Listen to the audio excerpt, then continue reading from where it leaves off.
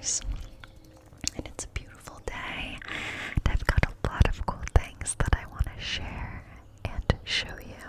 So, without further ado, we're gonna get right into it. As always, I want to thank you for hanging out with me on this wonderful journey of ASMR. If you haven't already and you would like to, it would mean so much to me. If you might consider subscribing or commenting or liking this video. Liking this video.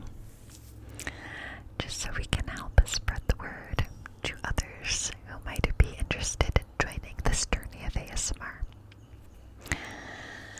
So, I've got my windows open right now. It is, 78 degrees. It is already 78 degrees. It's 11 in the morning. So if you see me start to sweat, that's why. You might be thinking, oh, that's wonderful weather. And it is, but, I'm not ready for it. I've not adjusted. I've not transitioned from spring to summer. I feel like this came out of nowhere, where it was like 50s and 60s, and now it is 80, and yeah, my body was just not prepared for that. But in my last video, I had the windows open because there were just lovely noises of birds, and of course during that video, the birds stopped chirping because it started pouring rain, which I do think is also relaxing, to be clear, but I wanted to try it again because I don't think it's supposed to rain today, which means we should have the sounds of birds throughout this entire video. That's the hope. Again, I am wearing a shirt. You just can't really tell when I'm this close to the mic, and I always forget that. And I see myself and I'm like, oh my goodness, it's looking a little explicit. And then just to comment on the background here, we've got some blankets spread out on the couch, and that's because my friend is coming to visit tomorrow morning. She's going to be with us for Memorial Day weekend. And so we're getting the space ready for her slowly. This little pumpkin in the back here is my cat's house. One of his houses, his little mini houses. And he uses it all year round. We have a Christmas one out in the living room. It doesn't make sense. We need to get like an all year round sort of like a cat house that works, because it's summer and I've got this big pumpkin in the corner of the room, but he likes it, so it is what it is. Anyway, I'm just talking, but that is also the point of this video. I want to keep it long because I received a comment on one of my recent videos where I went through my record collection. This person said that they had been listening to that video like every night on a loop to help them fall asleep, and I thought that was great. I was like, any way that I can help, I love that. But then I felt bad. I'm like, well, you should have more options than just this one video. Like, I'm glad you liked the video, but let me mix it up and provide some additional content that's sort of a longer formatted video, where I'm just kind of rambling and talking about, whatever. So that there's some variety in that, because normally my videos range from like 30 minutes to an hour, but it's rare that they go above that. But that's what we're gonna work on doing today, so it's gonna be easy, breezy, casual. We're gonna talk. Hopefully you can find it relaxing. Maybe you'll use it for background noise, maybe to help you fall asleep, whatever you prefer. But the inspiration for this video, the content of this video, which I'm getting to it, I know we're like nearly 6 minutes in and I haven't talked about a single thing relating to the actual video. But I was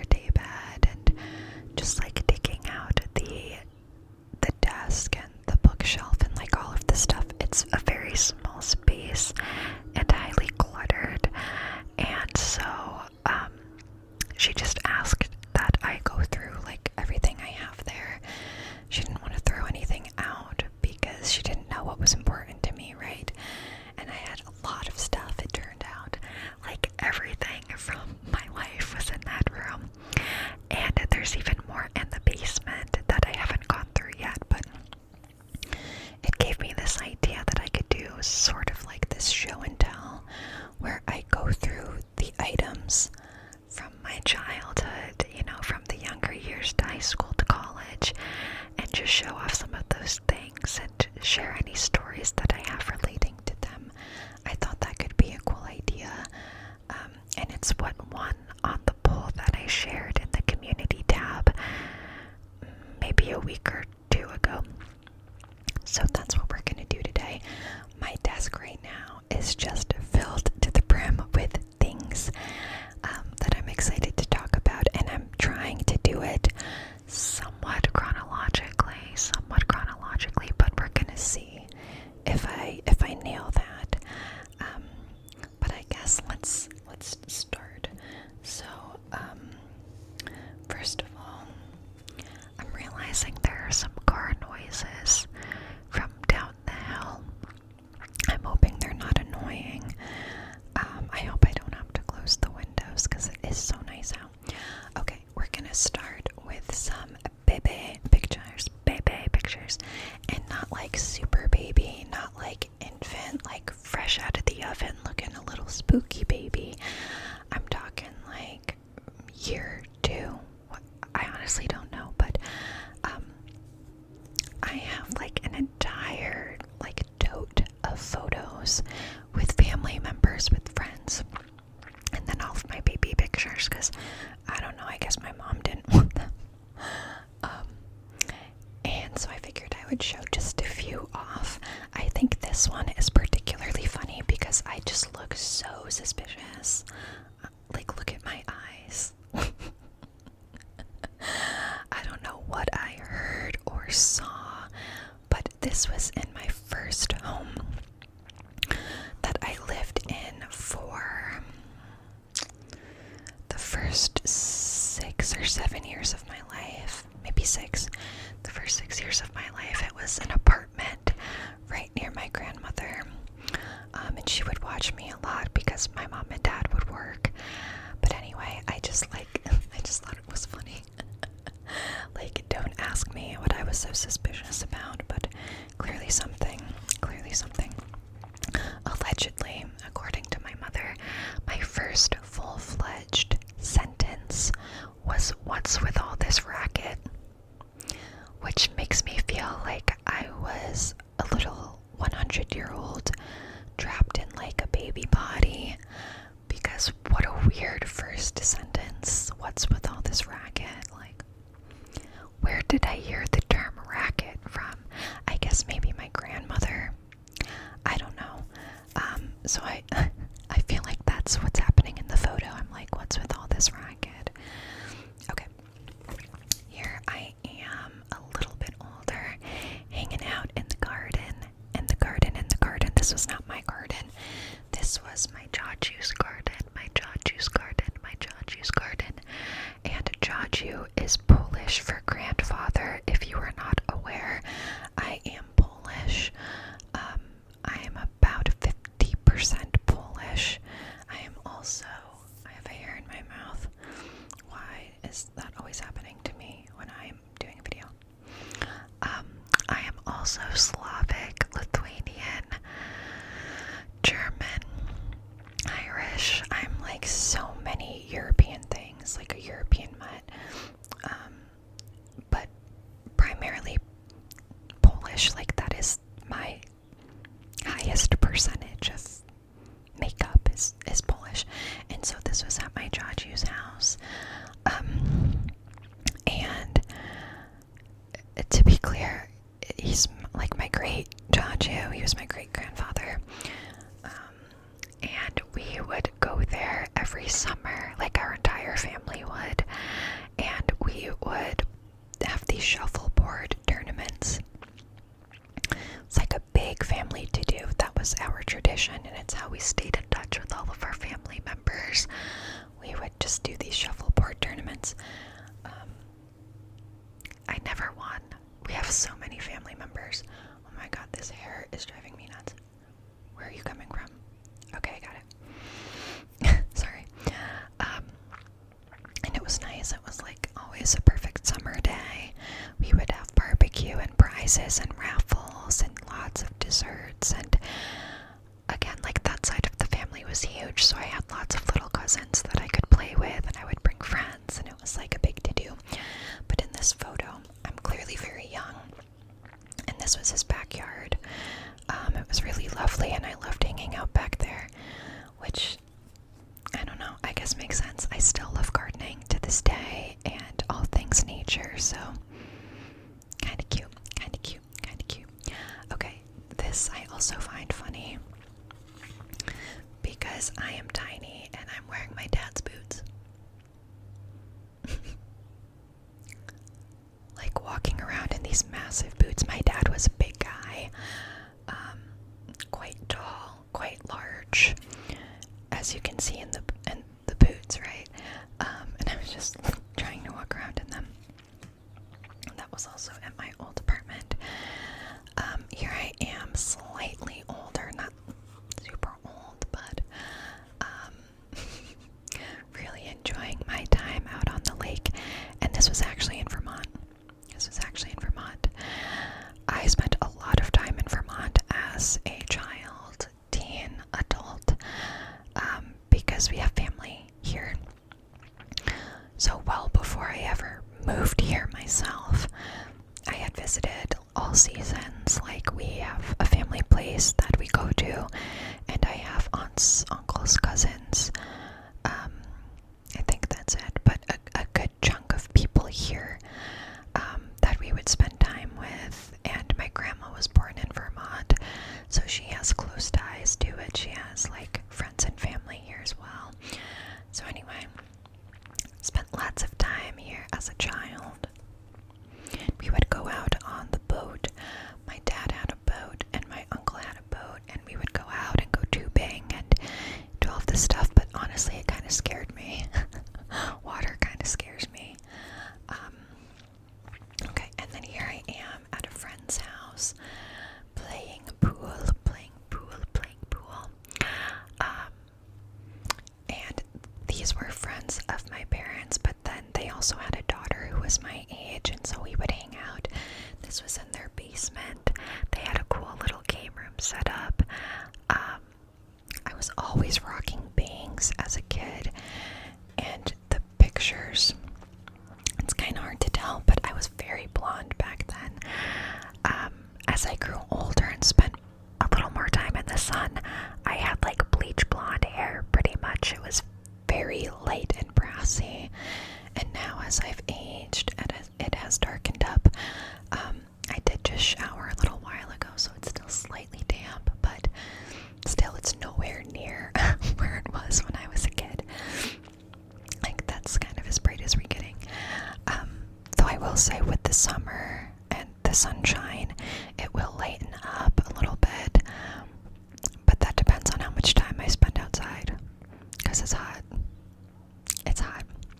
So anyway, those are a few random photos that I pulled out from some albums, and I have other photos that I'll show off later that I took. But yeah, a little bit about what I looked like as a kid. People used to say I looked like Cindy Lou Who. Like, I was too young in those photos to really like get those comments, but when I was like 5, 6, 7, people would call me Cindy Lou Who because I had these like big bug eyes and the blonde hair, and I don't know, I guess they thought I looked like her, aka Taylor Momsen, who is the person who played Cindy Lou Who in the live action version of The Grinch. Anyway, just a fun fact. Okay, moving on. I want to show off this ring. Let me see if it'll focus. There we go. Check it out. I feel like I'm on one of those, like Jewelry Channel, like, shows where they're like, okay, call in. We've got one left. We're selling it at a reasonable price. So this ring is something that my grandfather got for me when I was little. I don't remember exactly how old, but I was young, and I can't remember where it came from, like what store, but I remember getting it and being obsessed with it. Like, I loved this ring so much, and I wore it all the time. And when I got it originally, it would fit on my thumb. It does not fit on my thumb anymore as I've aged. It now fits on my ring finger. And that's about it. I can't get it on any of my other fingers. Though I do have pretty small fingers, but that's neither here nor there. And I remember thinking when I was young that this was like the most beautiful ring in the world. And I found it at my house, my mom's house, the other day. And I looked at it and I thought, it's kind of ugly. It's kind of ugly. It's ugly. And I'm confused by the colors. We've got green, red, blue, purple, green, red, blue. I'll give you another look, and it's just so shimmery. I mean, I don't know. It's not my type of ring at this point in my life, you know what I mean? And honestly, I don't wear a ton of jewelry. But I have been wearing this lately just because of the nostalgia of it and the memories I have associated with it, and because my grandfather got it for me, who has since passed away. But yeah, anywho, I'm gonna leave it on for this video, I think. Let me know if you think it's cute or not. I don't know. Okay. Something else that came from my grandfather that I want to show off is this music box.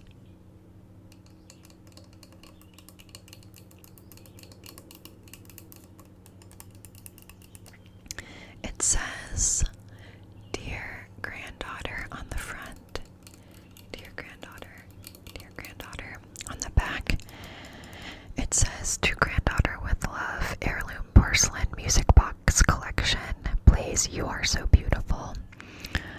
And this was made in 2005. 2005. I can't do math, so I can't tell you how old I was. But I'm 29 now. And I'm gonna be 30 in November. So I don't know, someone can do the math on that. But I was young. And it does play music. It says "You Are So Beautiful," but I'm not gonna play that on this video. It is actually pretty loud. But then it opens up and it says, "I was never so blessed as the day you were born, with love." And it's a little dusty, a little dirty, because again, it's old and I haven't used it. It's great. It's a great little jewelry box. But again, I don't wear a ton of jewelry and I kind of have it just laid out. But I do think it's beautiful. And I do want to keep it forever because my grandfather gave it to me, who I miss very much. So that's the music box. Okay, this next thing is a little bit different because I actually bought it yesterday. And so I know that sounds strange, but it'll make sense when I show it to you.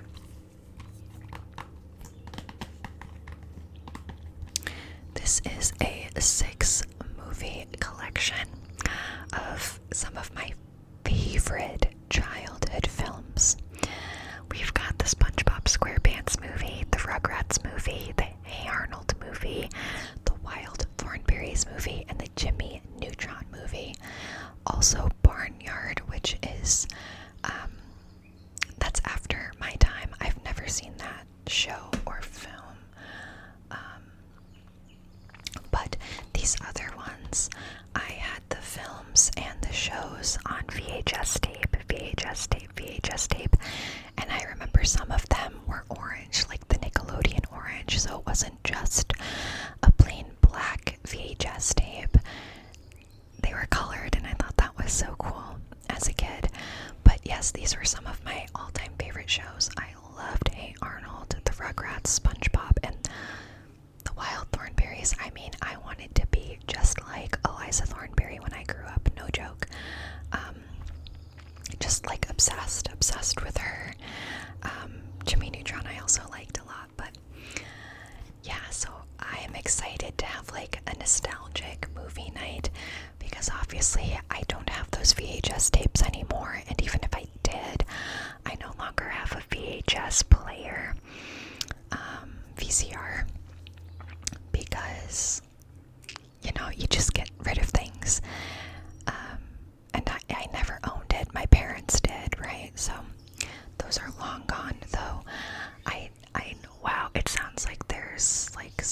tropical chaos happening outside. I don't know what kind of birds those are. That's fascinating. Sorry, I got super distracted by that. What the hell was I saying? That's crazy that I just forgot like that.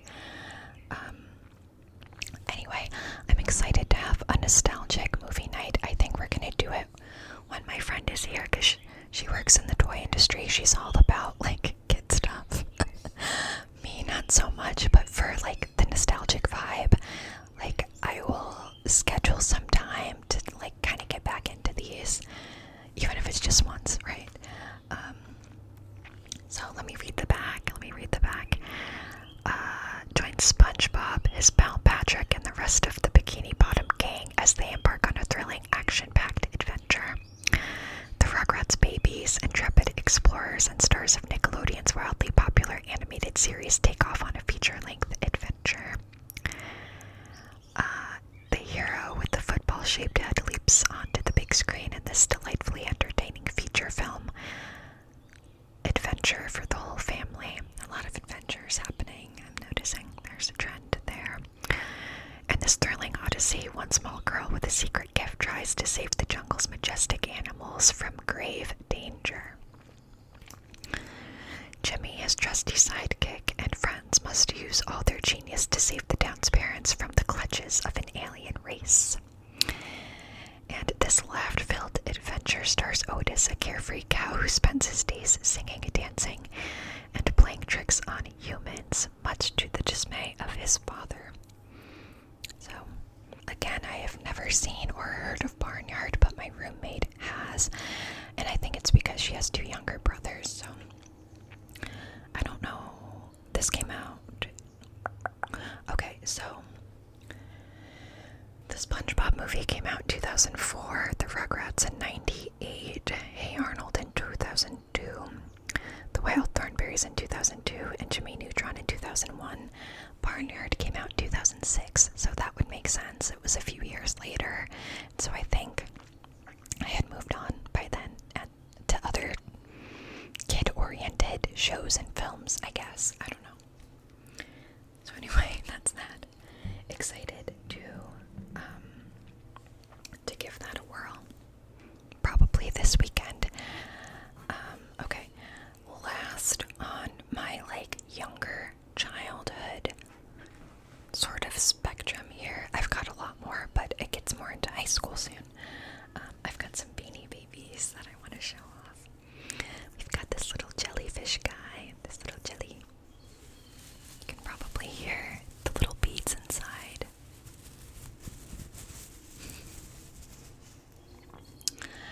And I did say earlier that I'm afraid of water, and that is true. I don't go into the ocean very deep, and if I can't see the bottom of a body of water, I get extremely freaked out. But I love water. I'm just also terrified of it. So anything ocean themed, water themed, I'm deeply fascinated by, and I do admire it greatly, but I'm just scared of it. Not this guy, of course, but just in general. Okay, let's see. Do you have a tag? Yes, you did have a tag, but it came off. Let's see. Oh, his name is Gucci. That can't be true. Gucci. That seems like actually a terrible name. Okay. Gonna have to investigate that, I think. 1999 is when this came out. Okay, more to explore on that. But I thought he was really cute. I love the colors, and again, ocean creatures are fun. I get squishmallows from time to time because I think I've said this before, but I am in my healing childhood, the young version of myself era, and so I'm leaning into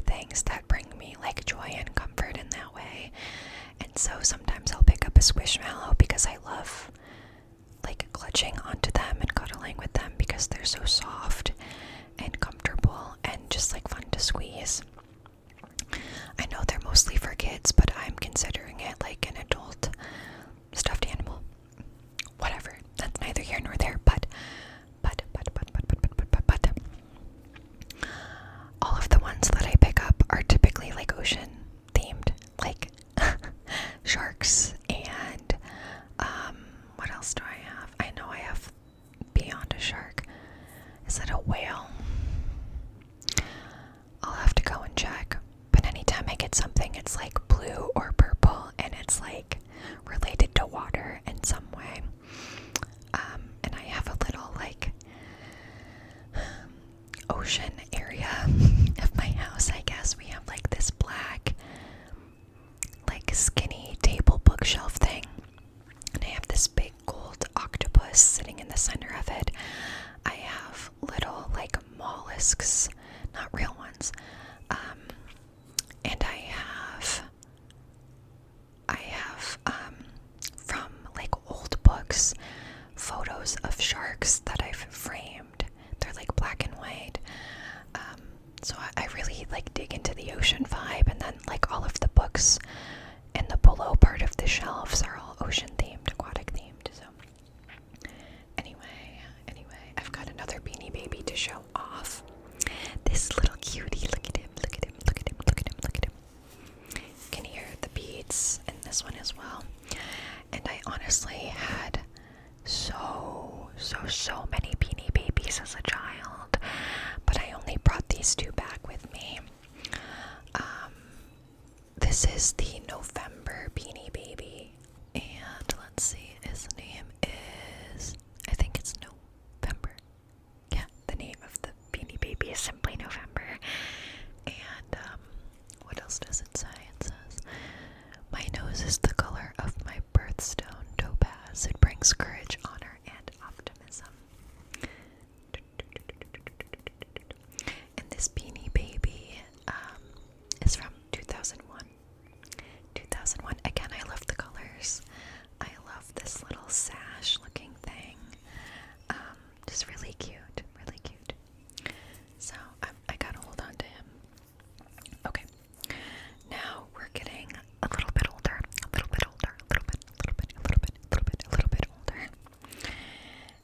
And when I found this, I was sent back into a time machine. Okay. I know they still sell this in stores today, but I have not worn it since high school. This is the Juicy Couture Viva la Juicy.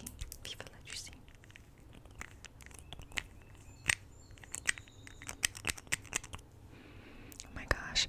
I wish you could smell it. I really do. I wish you could smell it through the camera. And maybe you already had the pleasure of smelling it. It's very strong. And I would just put it like around my neck, my wrists. And it's still extremely full. But I would buy these all the time. I also really liked Dolce & Gabbana's light blue.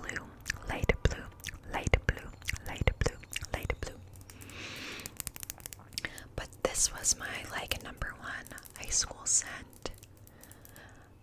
This is one I still wore since. I don't anymore because fragrances scare me. But we're not gonna get into that. And actually, that's a lie. I do have a fragrance. It's plant-based and it's fairly natural. So I feel okay about that one, but I don't put it on my skin. I put it like on my clothes or whatever. I don't have any like direct contact with it. But anyway, when I saw this, I envisioned myself at the mall with my friends, just shopping around, not really buying anything, but hanging out, like going to the food court, and like that was our activity, right? Just walking the mall. I don't know if that's still a thing people do. Malls are kind of like a dying thing, so I'm not sure if that's still like a cool place to go. Some malls I know are still quite packed when I check them out, but not around here. And not my like local hometown malls. Those are very sad looking now. most stores have closed, and it's not like a hangout destination, but again, I think some of them are around the country. Would love to go to the Mall of America at some point, but that's another random thought. So Viva la Juicy, Viva la Juicy, Viva la Juicy, Viva la Juicy. Let me know if you know what this smells like. It's really good. I don't know what I guess this is how it is when you're younger and trying to like fit in. It's like, oh, Juicy Couture. Like, I could not care less about the name of a brand at this point in my life, but just like saying, oh, I had a Juicy Couture fragrance and a Dolce & Gabbana fragrance. It's like, it's so funny to me now. Okay, really excited to show off this little number here. PlayStation 2 Crash Nitro card. Greatest hits. Greatest hits.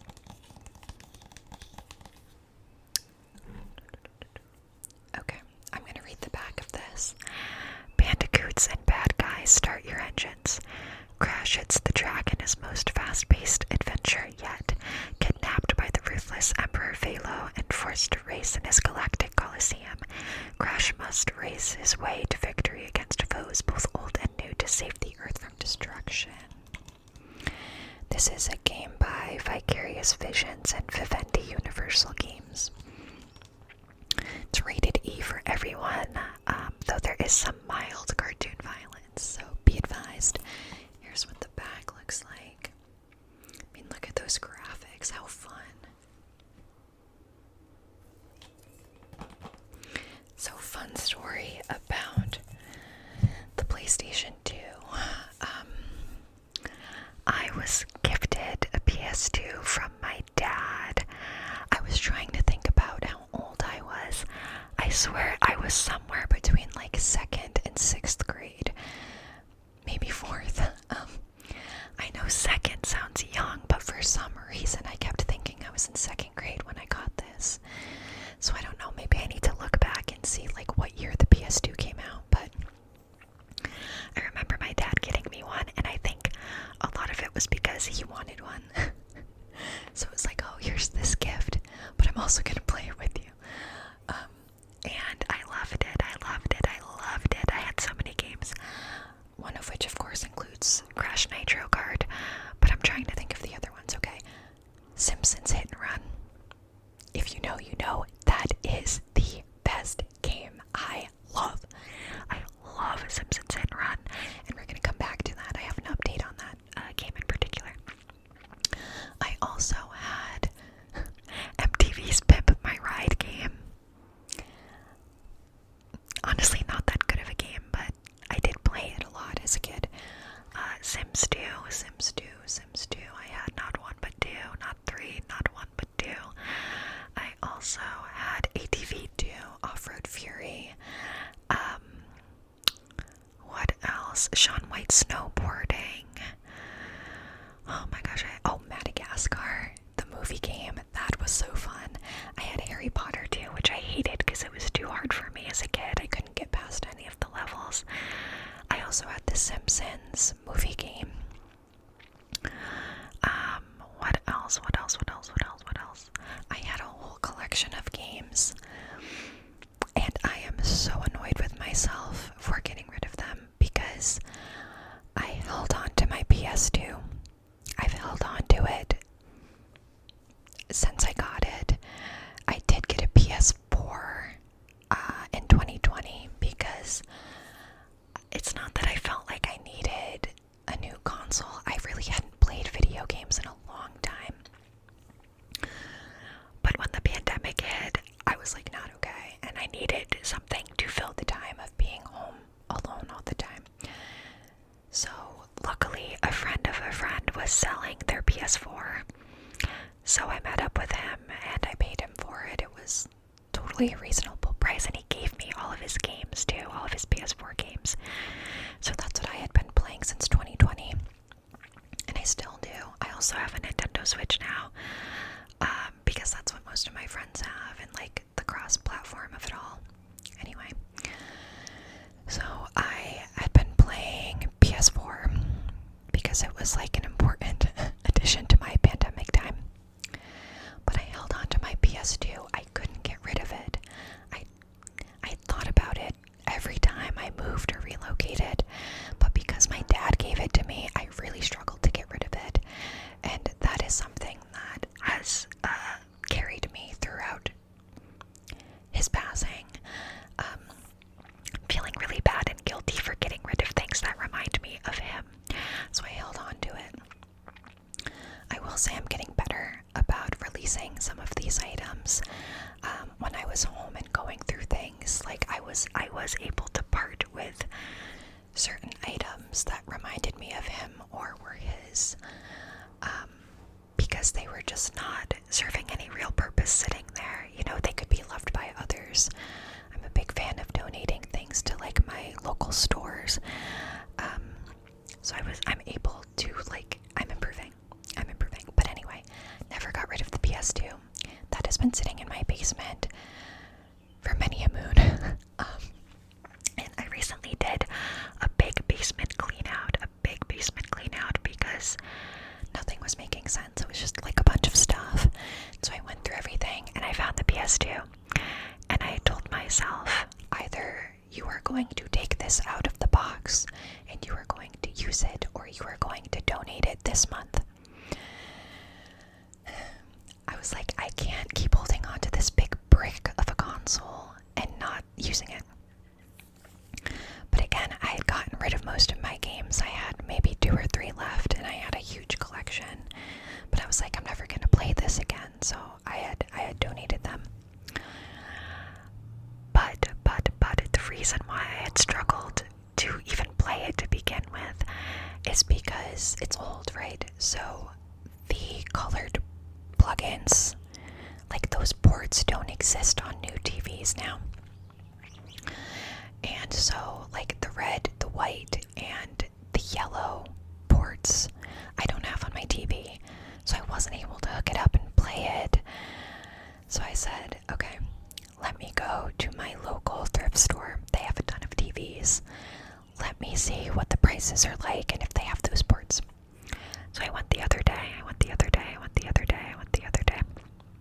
and I got a TV. It's a good sized TV. It's a Samsung.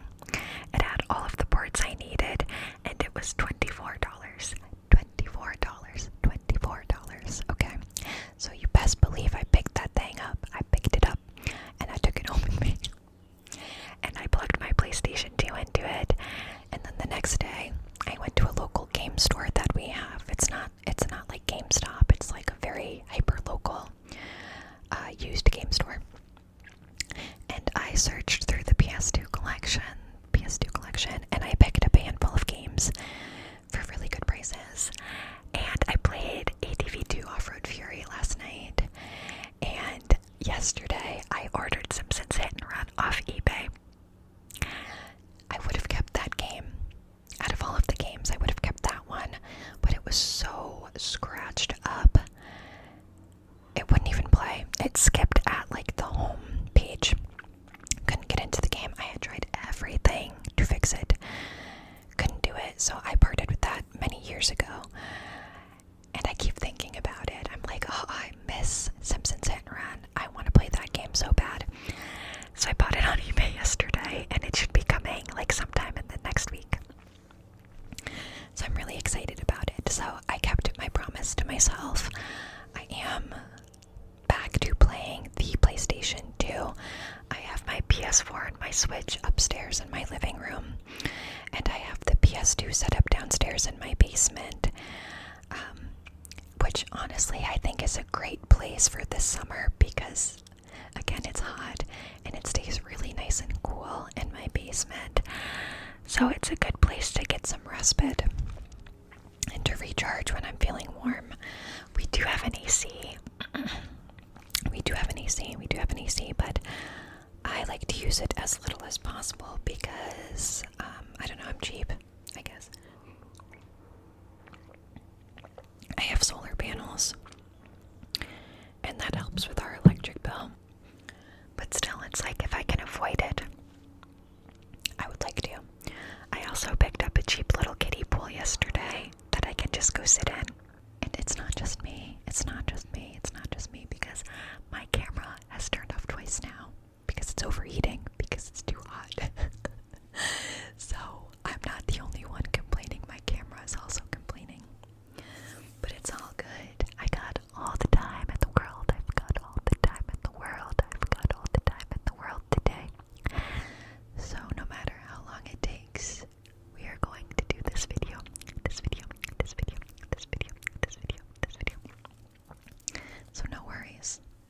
anyways, it's all good.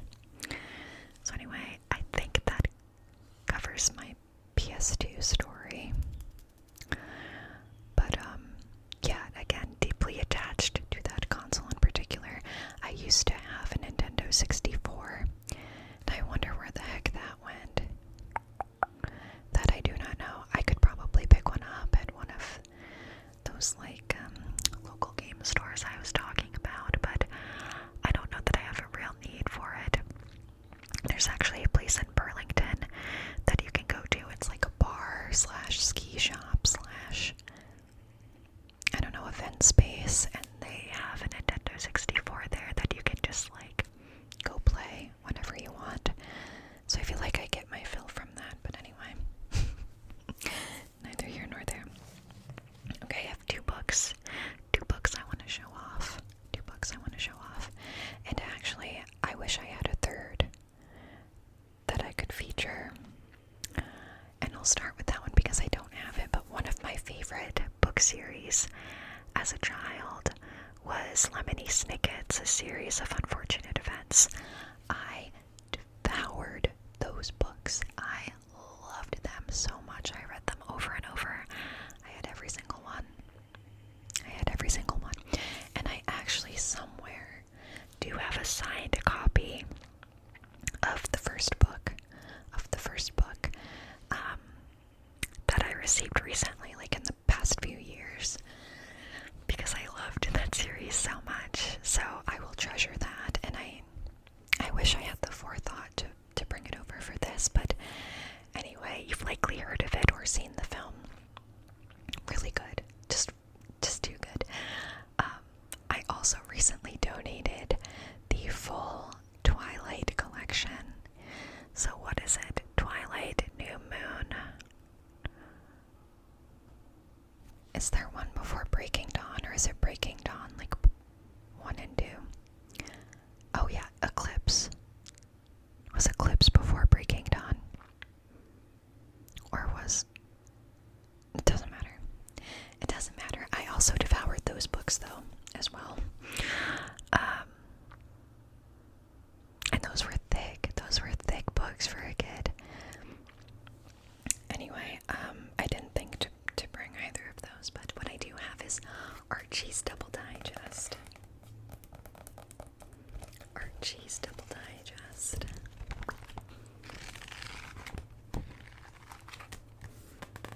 Let's see, what is the year on this bad boy? It's gotta be somewhere, right? And if you ever want me to read through this, I would be happy to. Oh my gosh, 1988.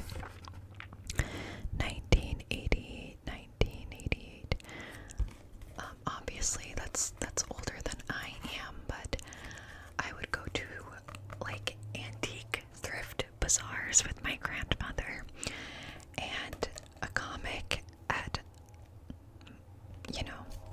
somewhat younger age looked really appealing to me, and so I would pick it up.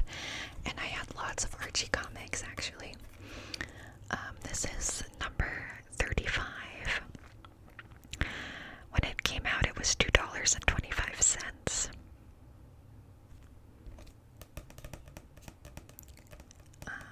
See, the top-rated cartoon showed the new Archies Saturday mornings on NBC TV. Really cool. So here's the back. We've got like some Flintstones action happening. But yeah, like I said, if you ever want me to read through a comic book like this, I have lots of other comic books too, but not as old as this. This feels like very vintage classic. But I do have a mix that I can show off. And so yeah, I really loved that collection.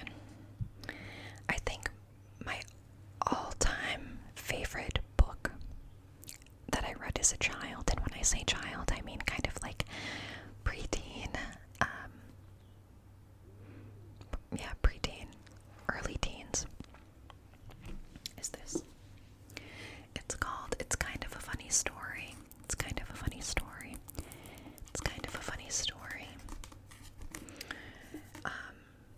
It's based on it's not based on, but it was a major motion picture film from Focus Features. So that's the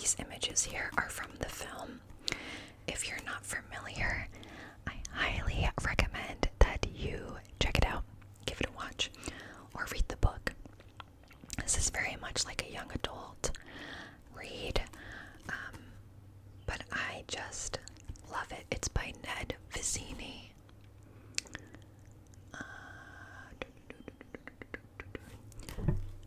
And let's read the back.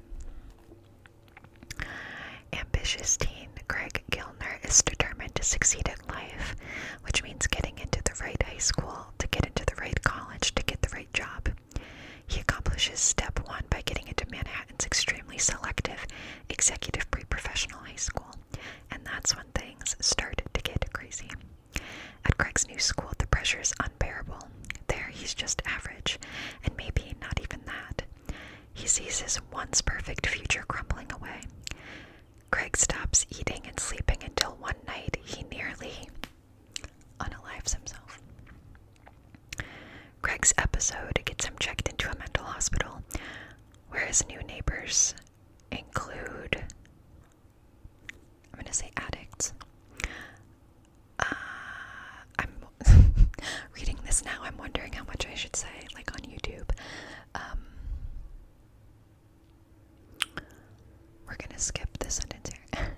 They're isolated from the crushing stresses of school and friends. Craig is finally able to confront the sources of his anxiety. Ned Vizzini, who himself spent time in a psychiatric hospital, has created a remarkably moving tale about the sometimes unexpected road to happiness. It's a book about depression that's not the least bit depressing. It's intimate, real, funny, ironic. This book offers hope. And this came out in 2010, or at least the cover art did. When did the actual book come out? If it's different from when the cover art, no, 2010, no, sorry, 2006. The book came out in 2006. The cover art was updated in 2010 when the movie came out. So anyways, like, trigger warning if you do pick up the book or watch the film. There are some sensitive subjects mentioned in it, but what it said towards the end is totally true. I found the film and the book to be incredibly inspiring and insightful and hopeful, and if you are someone that, struggles with depression, anxiety, any of those things, which I do and I certainly did as a younger human, I found it to be really a meaningful read. So I talked it up forever and ever. I still love the book. I haven't, actually read it in quite a while, but it's a good one. It's a good one. It's a good one. It's a good one. Okay. On the track of emotional things, I want to show off this little army guy. This little army guy. And I can tell you that this is not something that I bought on my own. I was never one that played with like little army figurines or anything like that, but this was given to me in high school. My freshman or sophomore year. Time really kind of blends together for me sometimes, especially when it's in regards to something difficult, but this was gifted to me by one of my good friends'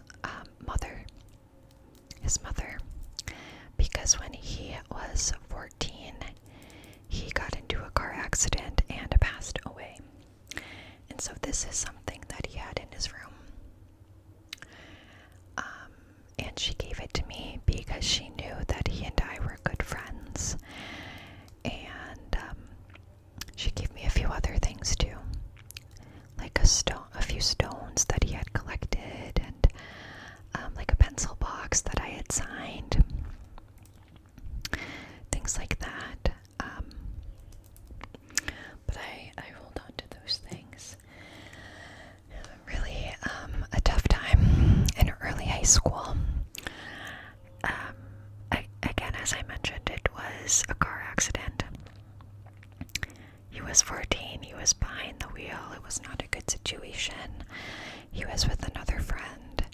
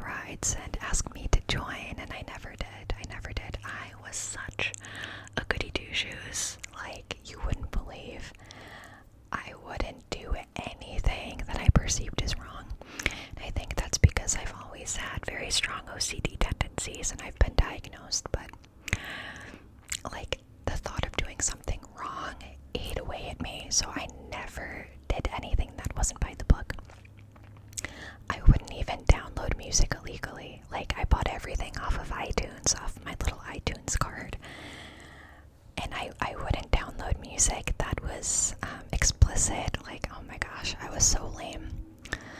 I was so lame. And you know, when you're in high school, you start to kind of like veer out of your comfort zone and you do fun things, and sometimes those things are a little bit questionable, but you know, most people did that. I didn't really do that, so I wasn't as involved in his life at that time. But I'm really, really glad I never got in the car. Yeah, that's all I can say. So yeah, I was a total goody two-shoes, like I said, and just the way things happened. But yeah, a deeply traumatic time in my high school career, one of a few. And so I like to have these little memories of him, tiny little mementos, if you will. And I kept in touch with his mother for a good chunk of years. I didn't really know her before everything happened, but yeah, we sort of fell out of touch a little bit, but you know, we're still Facebook friends, and I sort of see what's going on in her life, and it's just hard, you know, but unfortunately not uncommon for, you know, anybody, right? Like, I went to school in a very small town, and you hear about those types of incidents fairly often. That wasn't the only incident that happened during my high school career. That's just one of which that happened to a person that I was close to, right?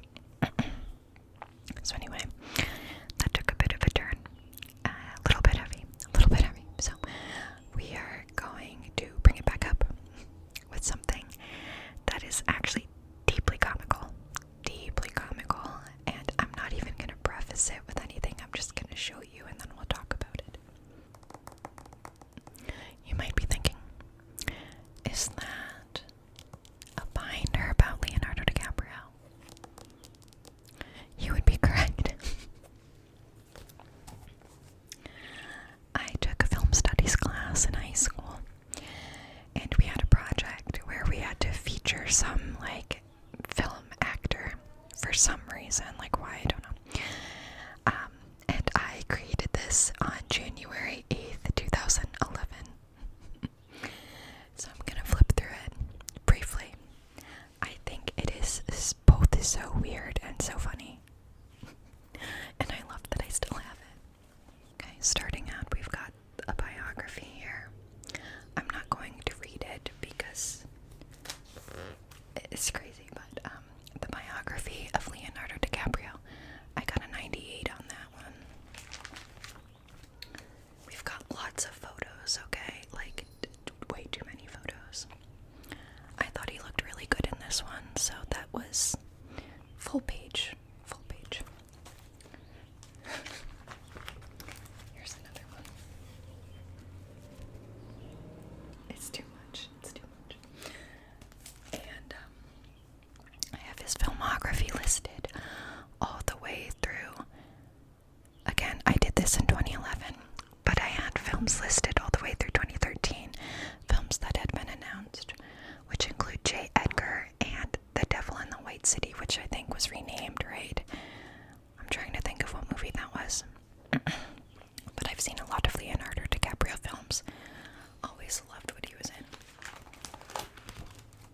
We've got some news articles, awards that he's won, many more photos.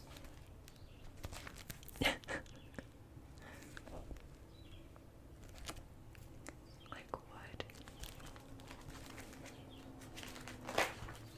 Oh, even more photos.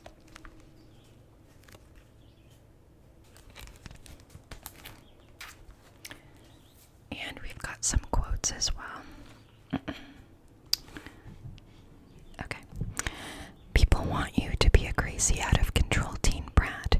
They want you miserable just like them. They don't want heroes. What they want is to see you fall. This next one is Rich. Okay, it's Rich. I don't know if I'm ever getting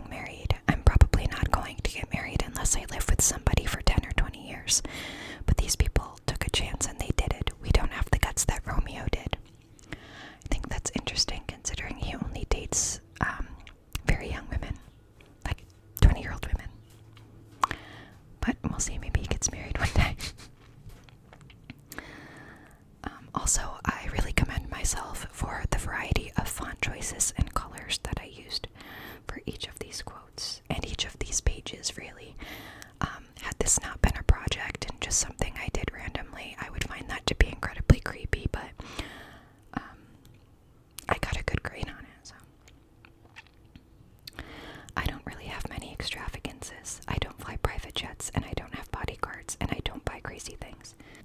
I actually don't think that's true anymore. I have a couple of houses here and there. Same, just a couple of houses here and there. Nothing crazy. Okay.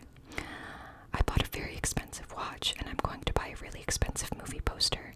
The original for The Thief of Baghdad, 1940. I love movie posters. These are obviously very old quotes, right? Like the younger years. Leonardo was chosen by People magazine as one of the 50 most beautiful people in the world in 1997. At age 10, his agent advised him to change his name to a more American-friendly Lenny Williams. Needless to say, he did not follow that advice. I like Leonardo DiCaprio a lot more. As a board member with World Wildlife Fund, he has traveled to such places as Bhutan, Nepal, and Russia. Leo grew up in Echo Park, then a particularly seedy drug-dominated area of Los Angeles. Leo purchased a 104-acre island off the coast of Belize in 2005 to build a resort with renewable energy sources.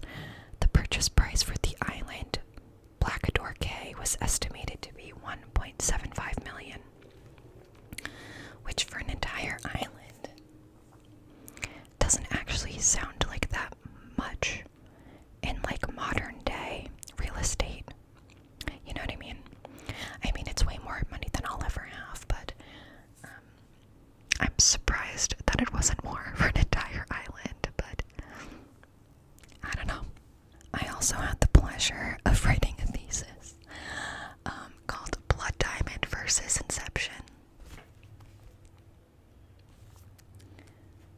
I got a 94 on that. We've got some more news articles. You know, we've got more pictures.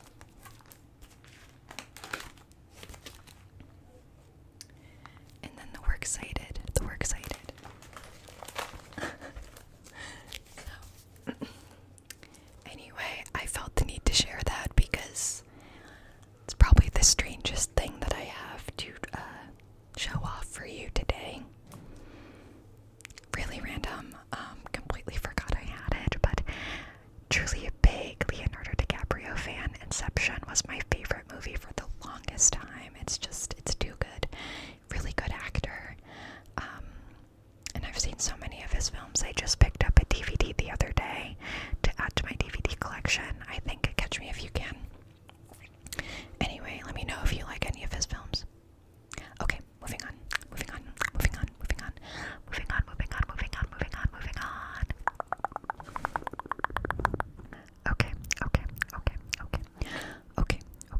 Okay, so two things, not one but two things on the subject of high school that I want to share with you.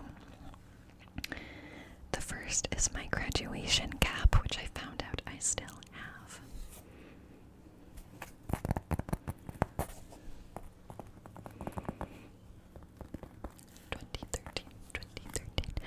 Graduated high school in 2013. I don't know where the little tassel went. It's somewhere, I think. But it says, life is not about finding the meaning. It's about the experience of being alive. That is a Joseph Campbell quote that I really liked. I like a lot of his quotes, to be honest with you, but that's the one that felt appropriate for this grad cap. So you'll also notice that at the bottom it says RIP, and I'm covering it up just because I always feel kind of weird about sharing names.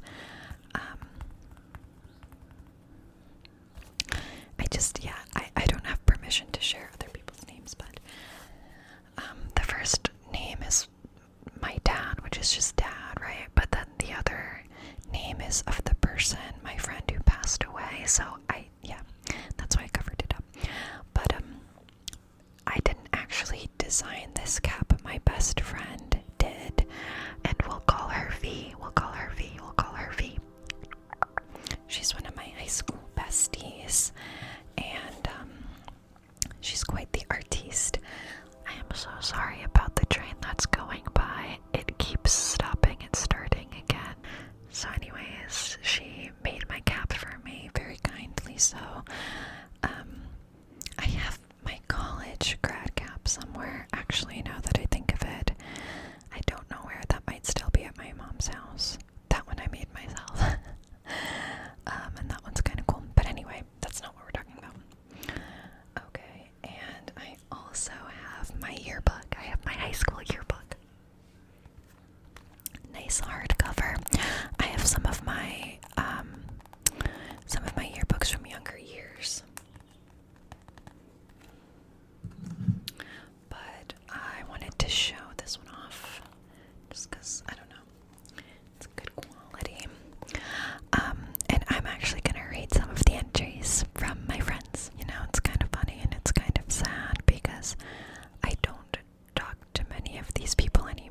it's just the way life is, right? It's been so many years since I've graduated, and you just fall out of touch with people. Some I still talk to on an irregular basis, but anyway, I'll read just some of them because there's a lot in here. Okay, here we go.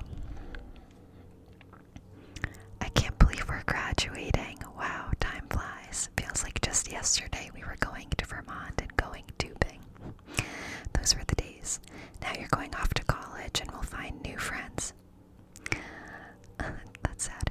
It's okay though. I know I'll always be special to you and you to me. I wish you the best of luck there. I'm sure you'll do great. You have an amazing personality to help you go far in life. I know you will. This summer will be full of mega chill time because I'll miss you so much when you're gone. Sorry for all the train noise that's happening. I'm going to make sure to cut as much of it out as I can when I edit this. You've finally done it. Since meeting you, you've become such a great person and we have had so much fun together. Your sense of humor and taste in just about everything is amazing. Why, thank you. I'm so glad I decided to take film studies all those years ago.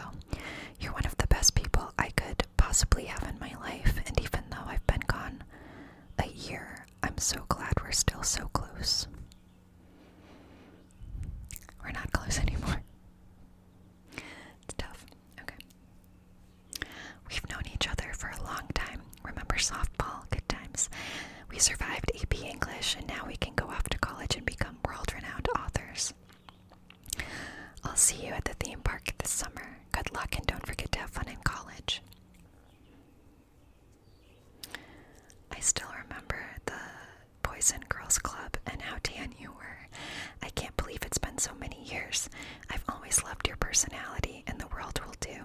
You're a beautiful, strong woman, and will go so, so far. See you around. It's so nice. These are so nice. Okay, let's see. Let's go to Vermont this summer and play horseshoes and build a fort and play the toy piano.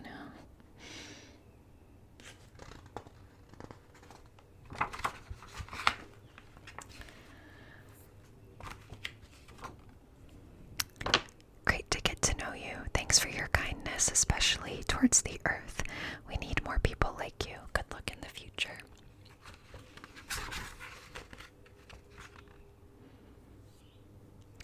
I'm gonna miss you. We have had so many great memories that I'll never forget. Let's not forget the groom. You're going to do so great in college and in life. I will keep in touch with you. Okay, this next one is kind of spicy. And when I read this the other day, I was like, what the heck? I did not remember whatsoever whatever happened, what went down. But again, it sounds spicy. Okay, so here we go. I'm gonna hold it this way. And this is like the most chicken scratch penmanship I can imagine, so I'm gonna do my best. As you may or may not have found out about me by now, I'm not one for writing. I remember receiving countless amounts of letters, stories, and gibberish from you, and your expression was always flawless, both in grammar and in emotion. Although I made fun of you in a joking way, I hope you know it was all in good fun. You were once one of my best friends, and it is sad that we have become so distant. I knew at the time that whatever I needed, you would do your best to help me out. This history we have is quite long, and I don't remember when exactly we faded out of each other's lives, but I do hope that one day you need a favor. I say this because I do owe you. I thank you for being a wonderful friend. I apologize for any tears or mixed feelings I had caused in the past. I hope I created more happy memories than sad ones. I wish you the best. That's a lot to put in someone's yearbook, right? I didn't remember like any of this when I went back to read it. It's crazy. Okay, this one is from my friend V, who designed my grad cap. I really have no clue where to start with this. You're my very best friend, and I have no clue where I'd be without you. You're honest, trustworthy, smart, beautiful inside out, and overall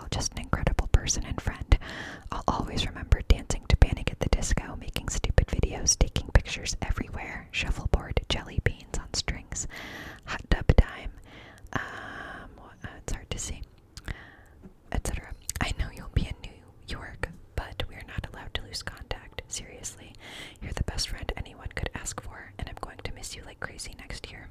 I could write forever, but not a lot of space. You're amazing. I love you to the moon and back. I'd be lost without you. Thank you for everything. Forever your best friend. So sweet. And out of everybody who signed this yearbook and that I went to school with, I am in closest touch with her. And again, like, we live in different states and have very different lives. So it's a little bit limited, but we do still talk and I still love her. Okay, you are such an amazing person, and I want to thank you for being there for me through everything with my sister. Even though we aren't as close as we used to be, you still mean the world to me. Have a great summer and good luck in college. I recently just reconnected with her, which was awesome. Okay, this one's funny, and this I think will be the last one I read because it's a lot. We've gotten so close over the past 6 years, and I'm so glad that we were both put on the same team. Even though we haven't been able to hang out much lately, you are honestly my other half, my white girl, and the ivory to my ebony. I love your I don't give in SHIT personality, and you make me laugh so much. These past 4 years at the high school have come and soon will be gone, but we just need to make the best of the time we have left together.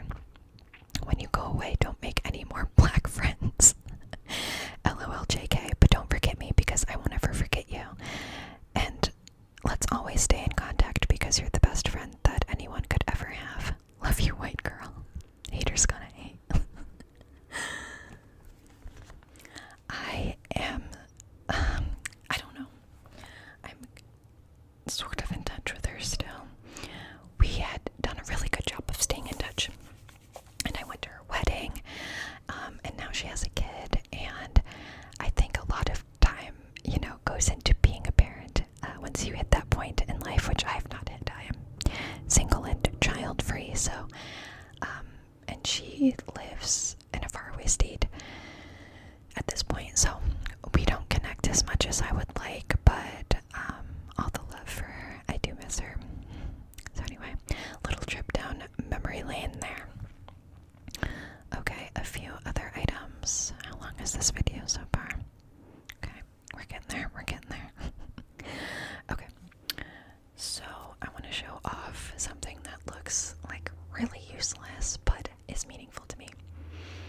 And it's this little stringy guy. It's actually a bracelet. Like you would tie it like a bracelet. And I would wear this every day. I had one. And my best coworker friend had one. And we worked together on the tobacco fields.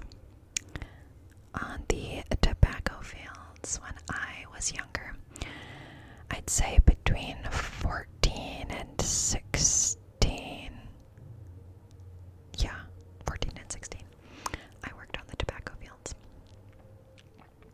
And these strings are actually from bundles of wooden lats that were tied together. So we kept some of them and turned them into bracelets. And we wore them every day. They were like best friendship bracelets. And I still follow her on all the things, on social media and whatnot. And we chat now and then, but we're not super tight. But that was such a fun job. And it's crazy because I didn't think at all about like what that job was until now. Like, I don't smoke. I would never smoke. Was I supporting like big tobacco, the big tobacco industry? Yeah. Didn't think about that one bit at all. But it paid really well. When I was like 14 years old, I was making like $10.50 an hour, and it only went up from there. It paid really good money. And I loved the physical activity component of it, like getting to go out and get a good workout and be outside in the sun, which, I don't know, I guess it didn't bother me then, but now I'm like, dang, it's 82 degrees. I'd get super tan, super dirty, and we would push in like big cigar tobacco plants onto nails on wooden lats on the tractors, and I would also cut the tobacco leaves with like a little machete basically, and we would just go down lines and we would race each other to see who could make it to the end faster, and it was fun. It was a lot of fun, but she was like the only other girl that worked tobacco with me. We'll call her Kay. And so we stayed close. We hung out a lot, and both on the job and off the job, there were maybe like 10 of us, 15 of us max for the entire summer. And so we got pretty close. We would spend all day together, and then we would go hang out after and go swimming or do kind of like whatever else. Get ice cream, go shopping, whatever. It was really fun. So anyway, I've held on to it all that time. This dirty little thing. Like, I don't even want to think about how dirty and gross it is, but I don't care. I love it. I love it. I love it. Okay. I want to show off this little headband. You put it on for a sec. It's kind of cute, right?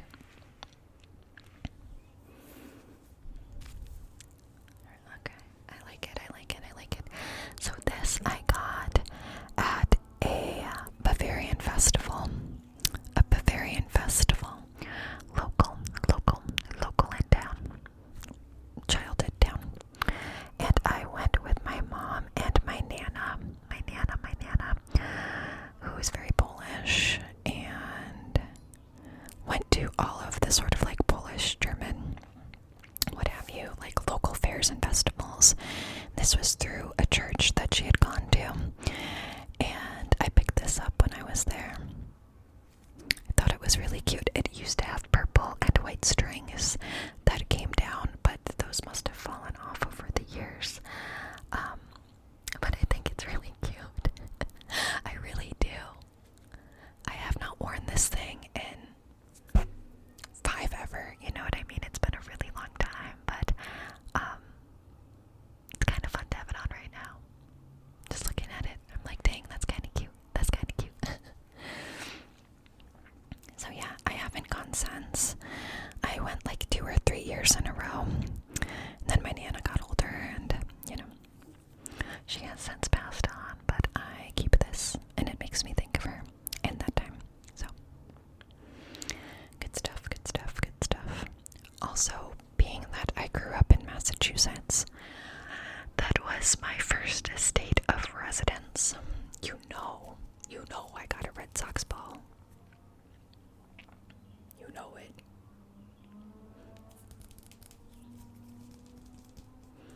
You know it. I've been to many a Red Sox game at Fenway, and I don't remember the origin story of this ball. I'm sure I probably just bought it at a game, you know what I mean? I don't think there's anything necessarily special about it. I mean, it does look kind of used, but it could just be really old. You know, I'm not sure. But in addition to that, I do have this World Series ball from 2004. That's not been taken out of the case. I don't imagine it's worth literally anything, but I still keep it.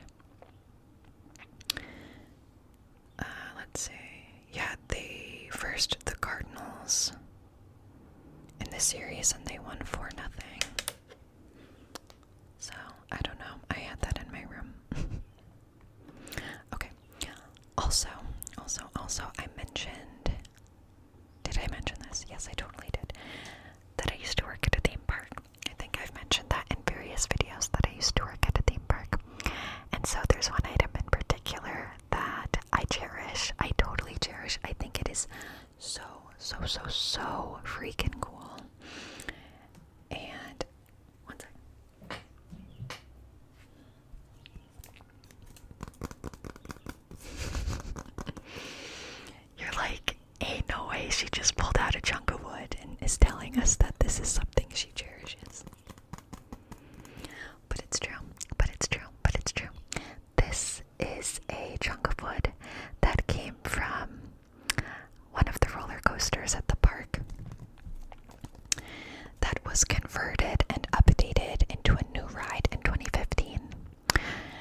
So this is a piece of wood from the original ride, which was built in 1983, and was then removed to be converted into a metal ride in 2015.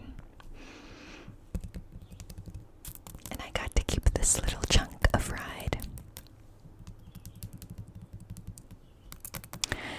And at the time, I worked in many different departments at the park, but during the time that this event happened, I was on the marketing team, so I got to be a part of the media event. And so that's how I got my hands on this chunk of wood. I was working the event, and yeah, I don't know, there were some extras and I grabbed it. So I don't know, super random, but I think it's super cool. I really do. And I've obviously held on to it. I will continue to hold on to it. It just has like a cool sentimental value to me. Like, my older family members would always ride that ride when it was like a completely different theme park. They changed the name and everything, and I don't know. I thought it was really cool. So as I mentioned, it wasn't just one department that I worked in. I worked in many. That also includes the shows department. So I have a drumstick because I used to drum.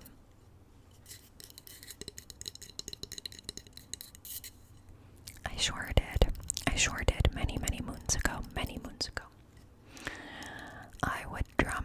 I would also dance and hop on the mic and hang out with characters, do all that fun stuff. One of my favorite jobs in the world. You just get paid to like have fun and dance and play music and hang out with friends. Like, it was an iconic job. And we were all best friends. Truly. Like, that whole department, we spent all day together. This is the job I had after my tobacco job. And it would be so funny because we would spend all day working in the park. Our shifts would end, we would leave, and then we would go around and go back into the park and hang out for the rest of the day. Like, we were obsessed. And we didn't really do rides or anything. We would just hang out and like watch what our other friends were doing, right? Because they would have like a later shift or whatever. So we would go watch those shows. We would talk to them. We would take pictures, eat food, just meander around because we knew everybody. It was so fun. If I could do that job forever, I totally would. But you know, it pays what a high school job would pay. But yeah, so got my little drumstick. The other one is somewhere, but I figured I just need the one for this video. And yeah, so I did that for a few years. I started in the shows department, went to the marketing department, did a lot of various things in between. It was really cool. And I had friends in like every department. Like, I had friends who were lifeguards, friends who were EMTs, friends who would work at like guest relations. I don't think I had any friends in foods, actually. Maybe. But yeah, either way, just like loved that job. It was life-changing. I was extremely, like, I had really bad stage fright when I first started. Like, I thought I was gonna throw up. But I ended up loving it. So I'm really glad I did it. Okay, let's move on to music. I want to talk about a few musical things. First,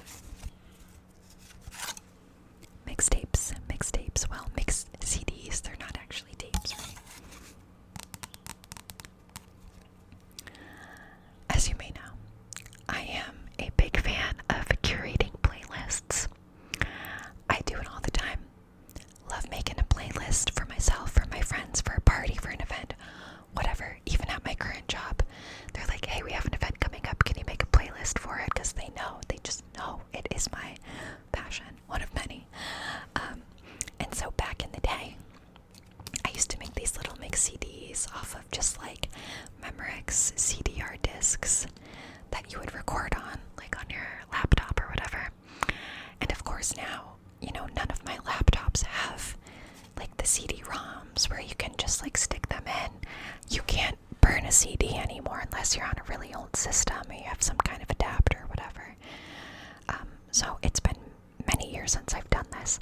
I actually also can't play CDs very easily. We have a family place in the state that I go to that has a really old stereo with a CD player built into it. And that's actually my only opportunity to listen to CDs. I could probably go to the thrift store and pick up an old CD player. That I could do. But nothing that I have in my possession currently would allow for me to play these discs. Not even my car. My car used to have it, but I lease cars. And so the one that I have now, no CD player. The one I had before, no CD player. It's a real shame. But luckily, I did write the artists on the discs, so I can read some of them to you. So this one, very much a fun summer vibe, I would say. We've got Foster the People, Tyler the Creator, Mac Miller, Eminem, MIA, Matt and Kim, Lil Wayne, and Oasis. Actually, like a very weird and random mix of artists on this. I wish I put the songs down too, but didn't have a lot of room. Okay, on this other disc, we've got Vance Joy, Ty Segall, Calvin Harris, Electric Six, Nappy Roots, 1975, Milky Chance, Liam Mackay, Dovlo, and Fleet Foxes. This is actually more of a summer vibe than the last one, I would say. But I've got dozens of these, and they're in pretty decent condition, not really scratched up or anything, which is surprising. But I do plan to be able to play these, whether it's, this summer at that place with the stereo, or I just get a CD player. As you can see, I'm kind of going back in time with like my PS2 and my DVD collection and all that, so I might as well go back to CDs too. Can't hurt. Alright, I've also got a concert ticket from Sunday, May 12th, 2013.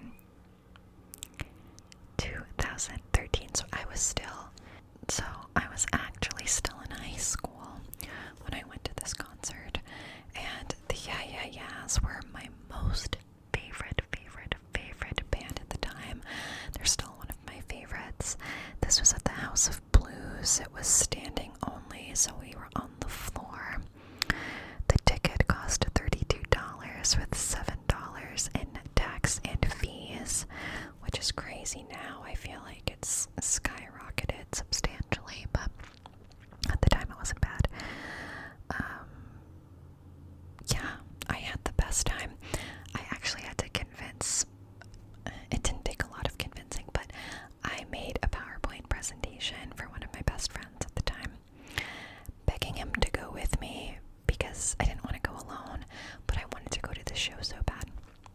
I was like, please come with me, please come with me. I made this PowerPoint presentation with all of the reasons why you would have the best time and why it would be like a fun trip or whatever. Because I didn't live in Boston, I wasn't too far from it, but it was still like a to-do, and we were in high school. So it honestly, it didn't take that much convincing. I did my little presentation. He's like, yeah, I'll go. I was like, okay, sick. And when Karen O came out the first time, I just started crying. I was crying. It was such a good show. I really loved it. And I've seen the Yeah Yeah Yeahs 3 times. Total. I saw them on their recent tour, also in Boston. Despite living in Vermont, I still go to Boston for shows because we don't get big shows here in Vermont. Not super big anyway, for the most part. We get some big summer artists that will come. But if I want to go to a big tour, typically that happens in Boston. I also have a poster from my first ever music festival, which I went to in 2014 with my roommate and that same friend. Here it is.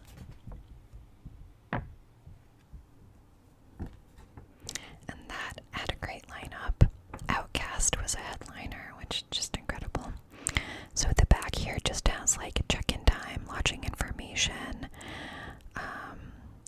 prohibited items, activating the wristband, stuff like that. But of course I had this hung up forever since going.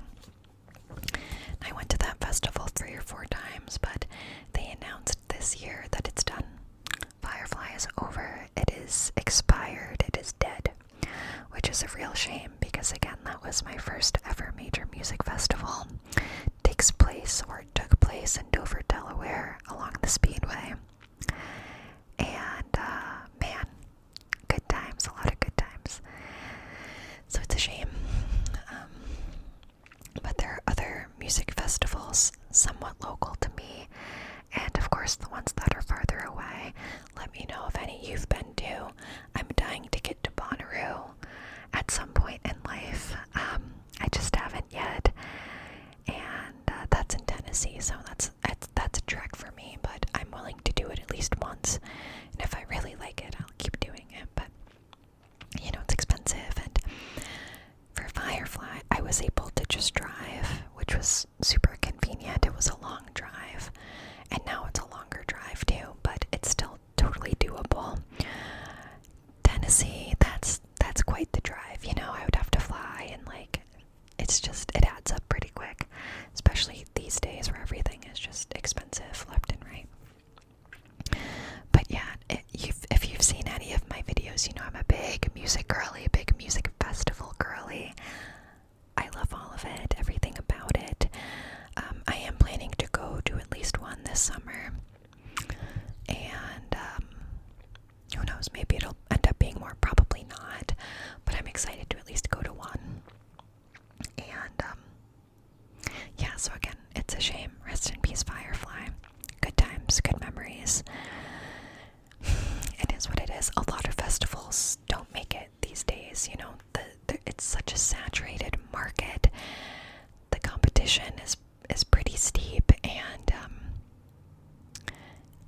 it's expensive. It's really expensive to put on a music festival, and artists need to be paid, and food's expensive, lodging, just the whole thing. I understand that they don't always last forever, and that's why, but it still makes me sad, Okay, next, kind of weird little thing.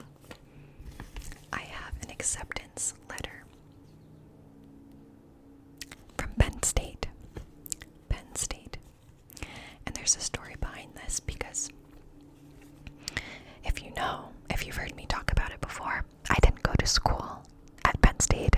I went to school in New York for college, and I had a really rough first year, really rough. I was struggling with the transition. Yeah, I was just really struggling in my first year, trying to navigate being away from home and family and friends, being in a relationship which honestly was pretty toxic, and did not put me in a healthy mindset or space whatsoever. And so after my first year, I heavily considered transferring. And it makes no sense that I applied to Penn State because Penn State was farther from home. I was just kind of having a weird existential moment, I think. And I was like, I don't know if I picked the right place or if any of this is meant to be, or if I should just go back home. And my mom's like, you cannot come back home. She's like, trust me, you're not coming back home. As much as she wanted me there, she knew there was not a good opportunity for me, for my major, for what I was trying to accomplish. And she knew how hard I worked to get to this school in New York. So I was like, okay, well then I'm going to just apply to other schools. And I applied to Penn State, and I got in. I saved the letter, and that was it. I never did anything with it, because again, I was in a weird place. But this was in 2014. Let's see what this says. Congratulations, we're pleased to inform you that you will receive an offer of admission to College of Communications program for fall 2014 at Penn State World Campus. Currently, we're in the process of reviewing your coursework. Once this review is finalized, we'll send you a formal offer of admission to the university, along with an evaluation of transferable credits.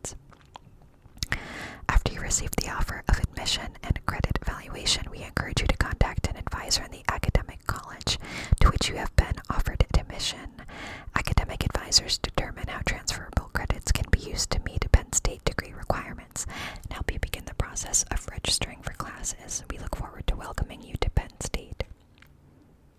And then it has my PSU ID number. Penn State University.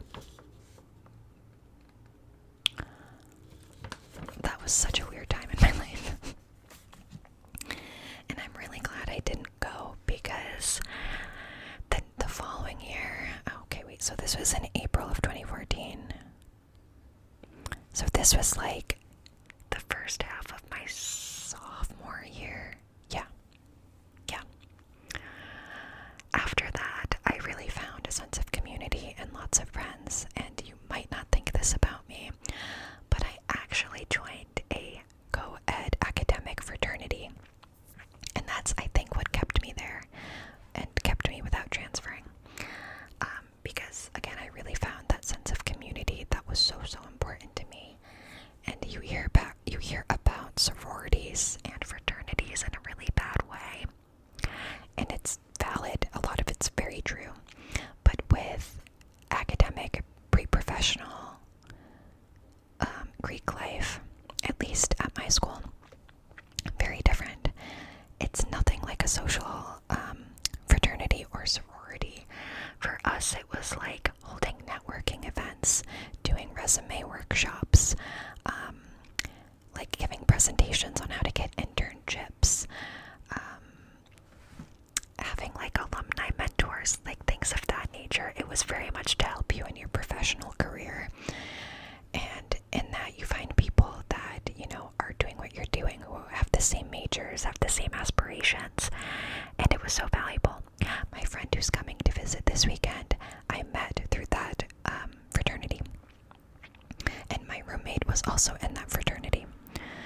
So, there's a ton of people in it. We're not close to many of them anymore, but it really was amazing. And I have nothing bad to say about it. But again, like, I do totally understand that some of them are incredibly social, incredibly toxic, unhealthy, party vibes, party scene. That wasn't what this was. Very much focused on professional. Like, we didn't have like a Greek house or anything like that. It was just, we would get together and talk about leadership, you know what I mean? So I'm really glad I stayed. I'm really grateful for the experience I had in college. Obviously, that very toxic relationship I was in ended, thank God. We were like on and off again for, oh my God, too long. But I think we broke up like 6 or 7 times in total. It was just no good. It was no good whatsoever. And that breakup was really hard on me. Every breakup is really hard on me because I get emotionally invested. It takes a while for me to get there, to kind of like open up and be vulnerable. But once I do, it's hard for me to like move on. So, yeah, that was like a really dark time for me. Going through that breakup in particular, again, because it was not healthy, and I'll leave it at that. But I'm so glad I got past that, and I made my friends, and I joined lots of groups. Really, it wasn't just because of the pre-professional fraternity. I was also part of a lot of other clubs and groups focused on like communications, I was a part of the Honor Society. I was a part of like our environmental clubs as well. So yeah, I just tried to be like really involved and engaged and make new friends so that I wasn't constantly thinking about people at home, It was a tough transition because I was one of the few who left. All of my friends stayed local and went to local colleges. So I had like a good bit of FOMO with that, but when I would go home, I would certainly spend a lot of time with them, and I was always asking them to come visit me. And yeah, it was hard. It was hard to balance that. Okay. So we have got just a few more items to go through. You might notice that it got a little bit darker in my room, and that is because my camera did in fact die. So we spent some time charging it, doing some other errands, and now we're back, and now we're back, and now we're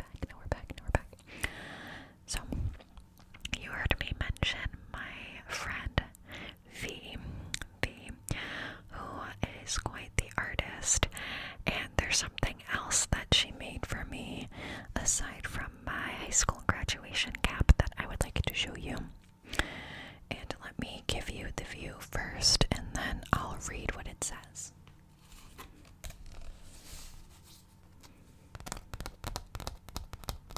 Isn't this so cool?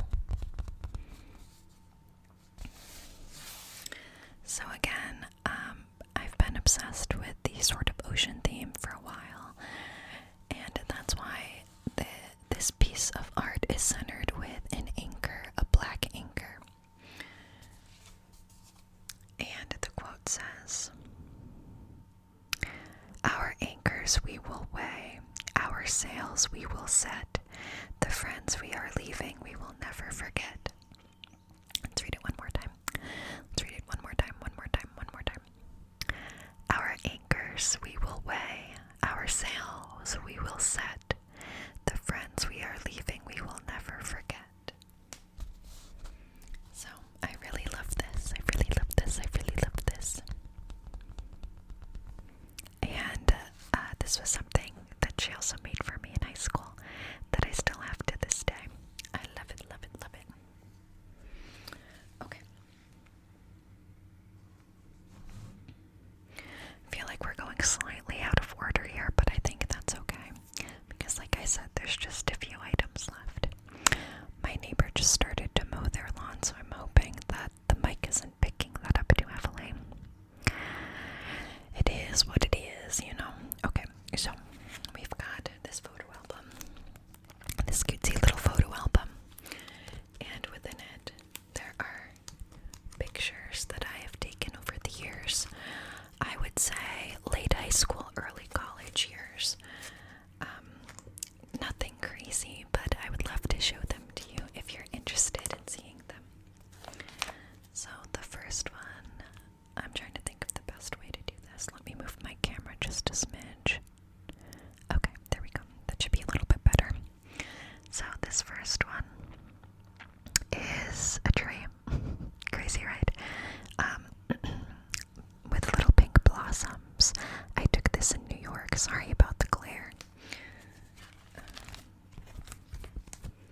Let's see. These came from Botanical Gardens in Washington, D.C. These as well. I love the sort of nature vibe here. That's sort of a vibe of mine that carries throughout my life. Oh, love me some black-eyed Susans.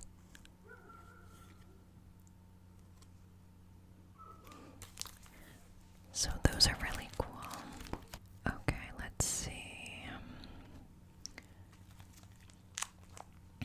This photo I took in Germany. Germany. A little bit outside of Berlin, I believe. Let's see what else we got. What else do we have? This was taken in upstate New York. This waterfall here. Oh, and there's a rainbow right above it. That's pretty cool.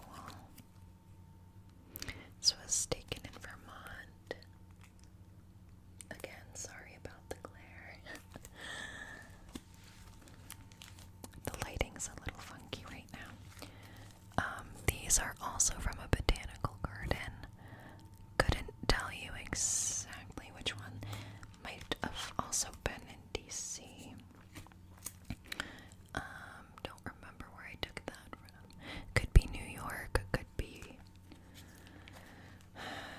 Vermont. I don't know. Cute little bird feeder. Or I guess bird bath is the correct term. And these are so old, I don't really remember all of them, but we've got a little butterfly, and more flowers, of course. Can't have too many flowers. Oh yeah, this is definitely in New York. This I took on the Staten Island ferry because that's how I used to get to work back when I worked was my view. I thought it was really fascinating seeing the clouds and the sort of gloomy, foggy vibe of the day.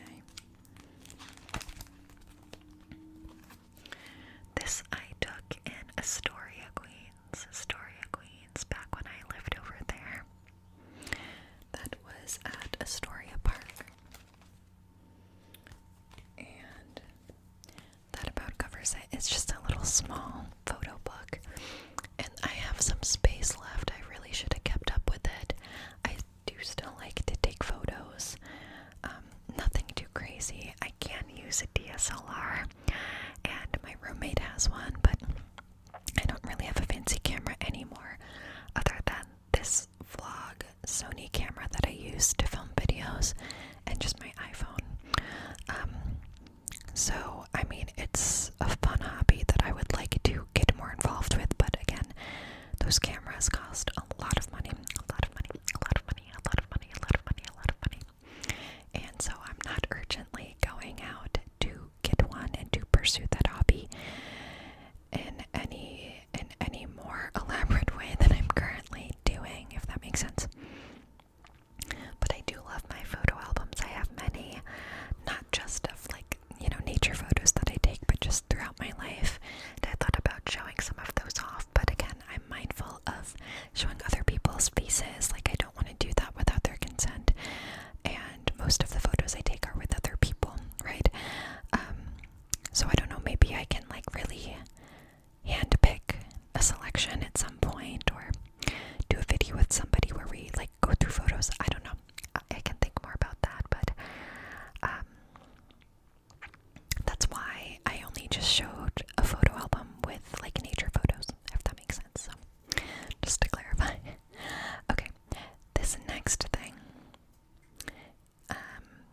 is a very old Barbie.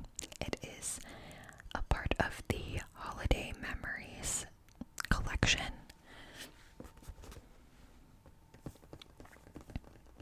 This I probably should have showed off earlier, but I had other stuff sitting on top of it, and I didn't want to make too much noise. I didn't thoughtfully plan the way I laid things out on the desk, I guess.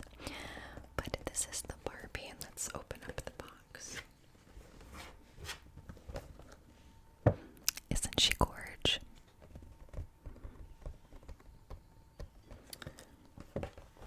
And then we've got a little story on the side, which, let me read that to you. Okay. As the snowfall creates a memorable winter scene, so too will Holiday Memories Barbie. Elegantly dressed in an early 20th century inspired outfit, she commemorates the 85th anniversary of Hallmark cards. Second in a series of special edition Barbie dolls created exclusively for Hallmark Holiday Memories, Barbie was inspired by antique greeting card artwork from the Hallmark Design Collection. She adds a festive touch to any holiday season. Dressed for a stylish afternoon downtown, Holiday Memories Barbie looks sensational in her dazzling red satin dress, peeking beneath a flocked coat with faux fur collar and sleeves. She plans on visiting the stationer's shop, where she selects replicas of holiday postcards from Hallmark's antique card collection. They are similar to those Mr. J.C. Hall, founder of Hallmark, carried with him when he arrived in Kansas City in 1910. While greeting cards may have replaced the postcards of yesteryear, Barbie knows a card saying, "Hello, I'm thinking of you," is never out of style. Best Christmas wishes. So let me show you this Barbie one more time. I mean, she really is quite fancy. I can't imagine ever having an occasion to wear that kind of outfit, but, those were the times way back when.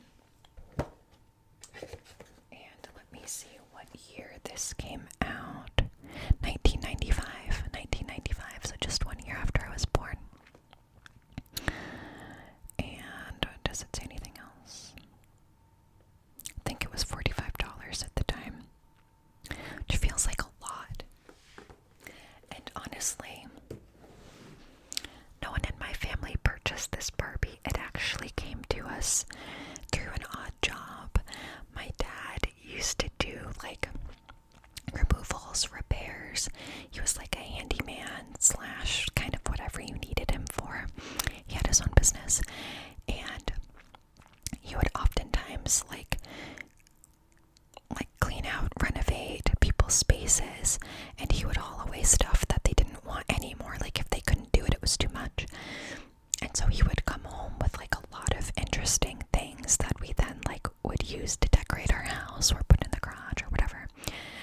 this is one of those things that he came home with, was this Holiday Memories Barbie. So, I don't know, I've just held on to it ever since. I was pretty young, I think. Maybe like 10 or 11 when he came home with that. And, you know, everything I ever learned about something like this is like, leave it in the box, preserve it, keep it safe. And it was funny because I was going through all of this stuff when I was, you know, at my mom's house.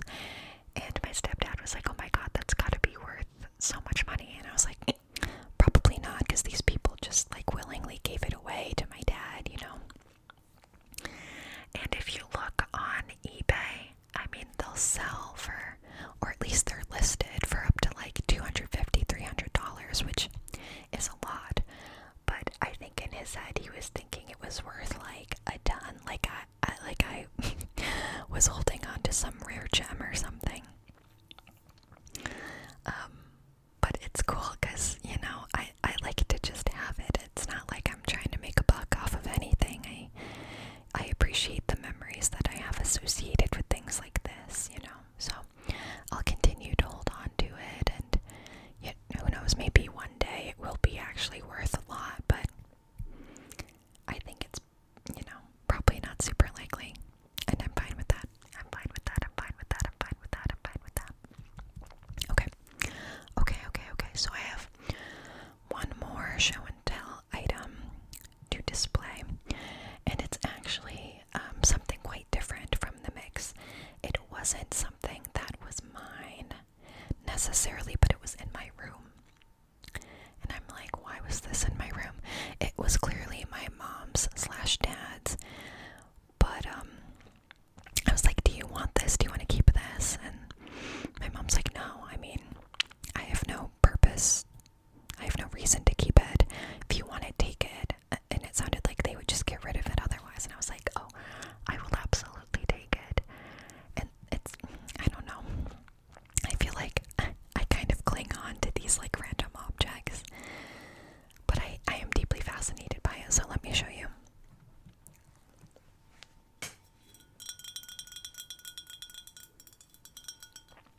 Okay.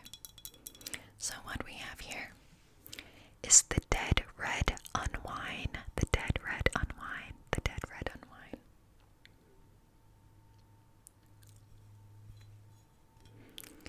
Which is a non-alcoholic Grateful Dead wine. Wine, right? That came out in 1996. It came out on, it's a first edition release date of December 31st, 1996. And I saw this and I was like, that is so freaking cool. Like, I would love to just display this because I love having like spooky gothic decor. I mean, especially around Halloween, but this room that I'm in, like, I have a lot of that stuff just out. And so that's what I plan to do with this. But let me read the back for you.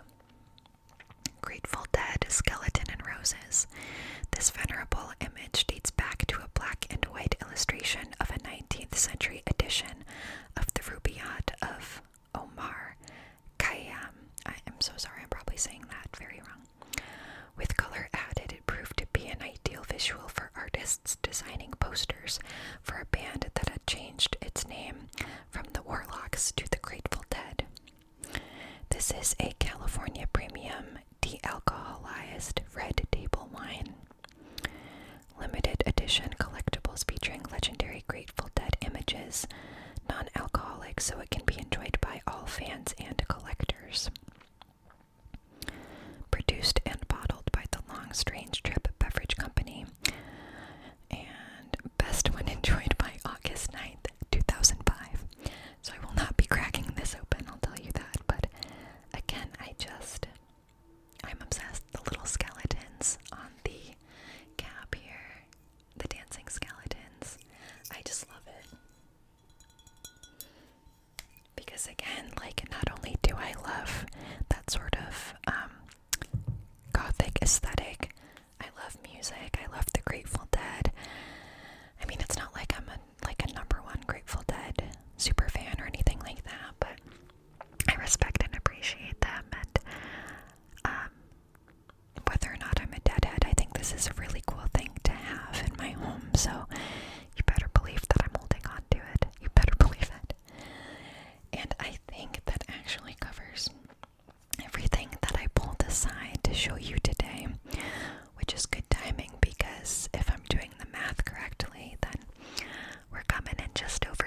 hours at this point, which is awesome. It's awesome, it's awesome, it's awesome. And I feel like I have just been talking for so long. But I hope that it's been enjoyable, because that was the point. Just lots of casual rambles and chats and stories throughout time. Hopefully much of it was new. I know some of it I've probably mentioned or repeated on other videos. So I hope it's still been interesting enough. I've also been thinking about the videos that I want to do next, and I said this last time, but I need to do a gum chewing video. That's coming up. I also would like to do a Q&A. I would like to do a Q&A, because I've been getting some very much like Q&A questions in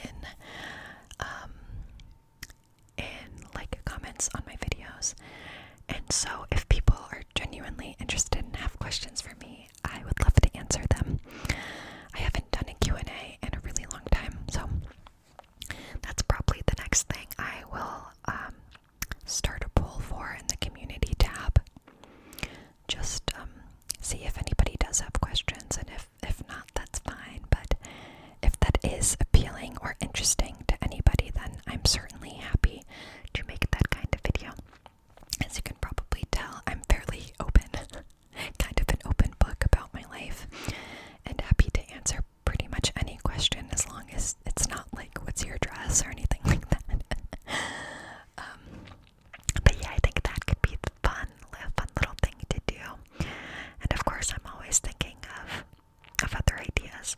I really like doing the vlogs, so if that's something people enjoy, I'm happy to do more of those as well. But we'll figure it out. I continue to get comments from people, which is great, so it's always keeping it fresh for me. Let's see, what else? I already told you what I've got going on for this weekend, sort of. I mean, I have a friend coming to visit. I have a big work event tomorrow, so after this, I'm probably gonna go outside for a little bit before it turns to be like pitch black, because it's finally cooling down. Well, I say that, it's still 75 degrees and it's 8:30 at night, but it's better than it's been, I'll tell you that. I might go spend some time outside and then come back and tidy up for my friend to visit. We've been doing some tidying, but I want to do a little bit more. And I'll come back and edit this video so I can get it scheduled for Monday. Give you a nice long video for the Memorial Day long weekend. Hopefully it's a long weekend for you, or at least some added bonus time for rest and relaxation, or fun with friends or family, or just whatever you're doing. I'm trying to think. I haven't really thought about the activities we'll be doing once my friend is here. We have a few like basic ideas, but nothing too intense. Like, I haven't really laid out an agenda or an itinerary or anything like that. But I think that's okay. Like, she's very chill, casual, easygoing. Like, she's happy to just hang out and literally like watch movies or whatever. So I'm not super worried. But it's nice to have some options when you come to visit a place, So I'll probably do a little bit of reading, looking up in terms of like what's going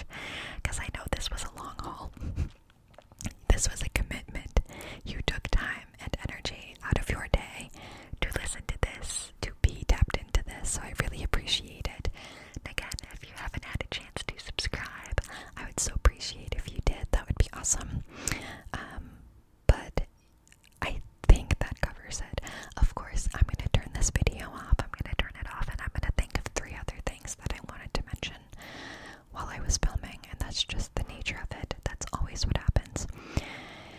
But it's just in the moment. It goes completely out of my brain. So it is what it is. I think that's okay for right now, though, because I'll be back very soon with another video and we can talk more then. I hope you're doing so well. I hope you're having an amazing, beautiful, wonderful morning, afternoon, evening, whatever it is for you, wherever you are. I thank you so